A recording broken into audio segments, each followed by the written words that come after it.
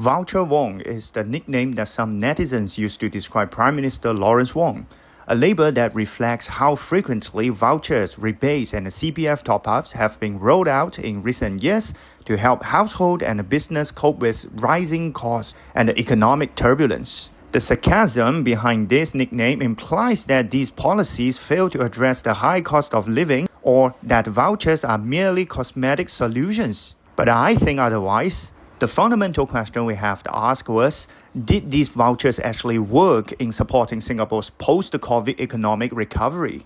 Singapore's voucher strategy was not random generosity. It was deliberately targeted and tied to specific economic goals.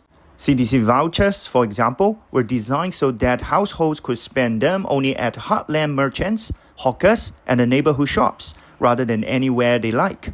Use Save rebate directly reduce essential utility bill, lowering unavoidable monthly expenses. CPF top-ups strengthen retirement adequacy, particularly for older Singaporeans who are more vulnerable to inflation shock. These measures were meant to help households manage day-to-day costs, supporting local small business and boost the domestic demand without overheating the entire economy. This design matters enormously for small business owners. When households use CDC vouchers, the money didn't disappear into overseas travel, foreign online platforms, or financial markets. It circulated locally, creating a multiplier effect that supports jobs, cash flow, and business survival during the recovery period. In other words, vouchers didn't just help consumers, they quietly stabilized the supply side of Singapore's domestic economy as well. To see why this approach mattered, it helps to compare it with what happened in the United States after pandemic. The US took a very different route, relying heavily on large, unrestricted cash handouts. Under the American Rescue Plan in 2021, adults received up to $1,400 each,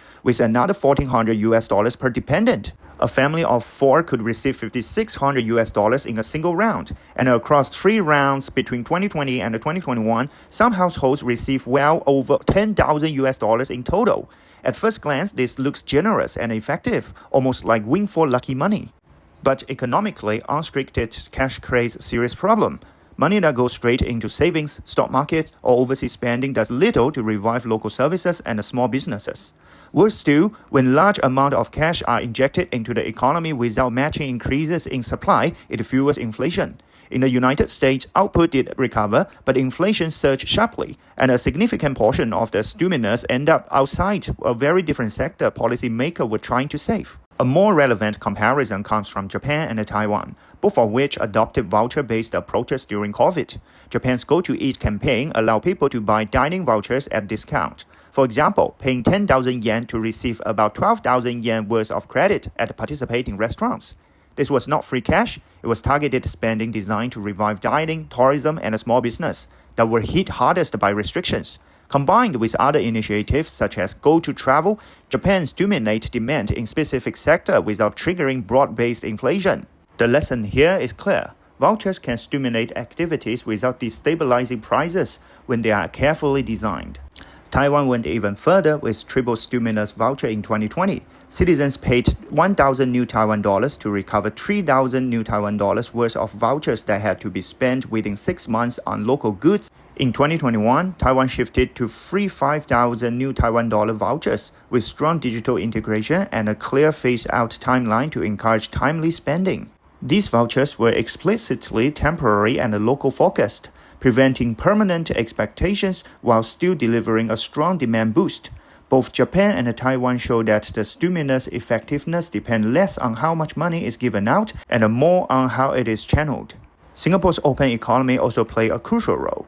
A large share of consumption comes from imports, and during the recovery period, the Singapore dollar strengthened significantly, at its peak rising by roughly 6 to 7% against the US dollars. This helped to keep import price in check and cushioned inflationary pressures even as domestic spending increased. Demand rose, but prices did not spiral out of control. Vouchers also play a supporting role in Singapore's strong economic performance. During the recovery phase, Singapore recorded a 5% GDP growth, driven largely by manufacturing and exports. While these sectors contribute the bulk of growth, CDC vouchers and similar schemes still made meaningful contribution by reinforcing recovery momentum. So yes, vouchers helped households cope with immediate costs, kept the small businesses alive, and supported economic recovery without triggering runaway inflation. And as conditions improve, vouchers are fading, not because they failed, but because they were exactly as intended.